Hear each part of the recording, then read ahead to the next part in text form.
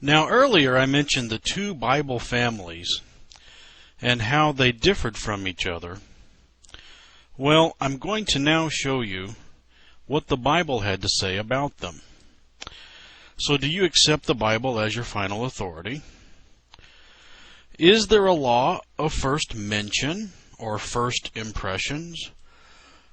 When the Bible introduces something or someone, does it set the tone? And if so, what tone did the Bible set when it introduced Egypt, which is where Alexandria is? In Genesis chapter 12, we kind of get a first impression of Egypt. This is the first time it gets mentioned. Therefore it shall come to pass, when the Egyptians shall see thee, that they shall say, This is his wife, and they will kill me, but they will save thee alive. Abraham basically is saying, if I go to Egypt, they're going to kill me and take my wife. This is negative. Joseph gets sold to the Egyptians. That we find in Genesis chapter 37. This, of course, is very, very negative. And by the way, Joseph left instructions to not even leave his remains behind in Egypt. He didn't even like it for a suitable place to be buried in. And now slavery. Slavery is often associated with Egypt, and that's very negative. And the book of Exodus starts off with the very subject. God calls Egypt a house of bondage. And we find that in Exodus chapter 20, verse 2. I am the Lord thy God, which hath brought thee out of the land of Egypt, out of the house of bondage.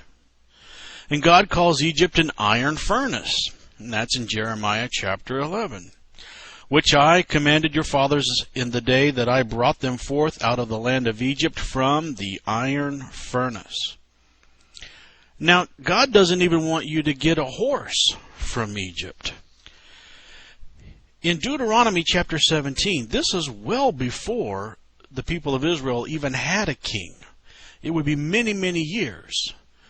But God knew at one point they're going to get a king. So I'm going to go ahead and lay down some ground rules for that. And this is one of them. But he shall not multiply horses to himself, nor cause the people to return to Egypt. And the last part there, ye shall henceforth return no more that way. And of course, in 1 Kings we find Solomon had horses brought up out of Egypt. Now he should have known better. Also, he started to collect a lot of things. Wives and gold, and I'm just throwing this verse in there just to show you a particular number that gets added up. And I don't know if, does that number have any importance? Is this just a coincidence, or is God really trying to say something right off the bat there? And Solomon made affinity with Pharaoh, king of Egypt, and took Pharaoh's daughter. Now he's looking to Egypt for potential brides. I wonder what kind of effect that's going to have.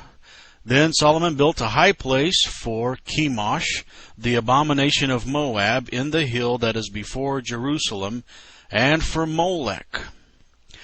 Now, how exactly do you worship Molech? Oh, that's right. With infant sacrifices. I'd say we've come down a lot. And this is what happens when you deal with Egypt. You start to do all kinds of things you wouldn't normally do. Then said I unto them, Cast ye away every man the abominations of his eyes, and defile not yourselves with the idols of Egypt. I am the Lord your God. Well, now, maybe Egypt can be used as an example, a teaching tool. If God wanted to call Jerusalem a bad name, maybe he's going to call them Egypt and Sodom. Talk about bad company to keep. Now, more specifically about Egypt is Alexandria. Then there arose certain of the synagogue, which is called the synagogue of the Libertines and Cyrenians and Alexandrians. The first mention of people from Alexandria, Egypt, will later cause Stephen to be accused of many things and to be stoned to death. This is still a negative.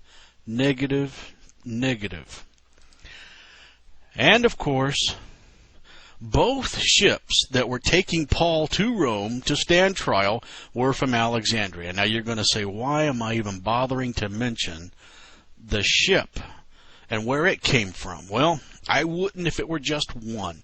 And of course, that first one shipwrecks. But then they go out and they get a second ship, and it just happens to be from Alexandria. I kind of don't think there's any coincidences here.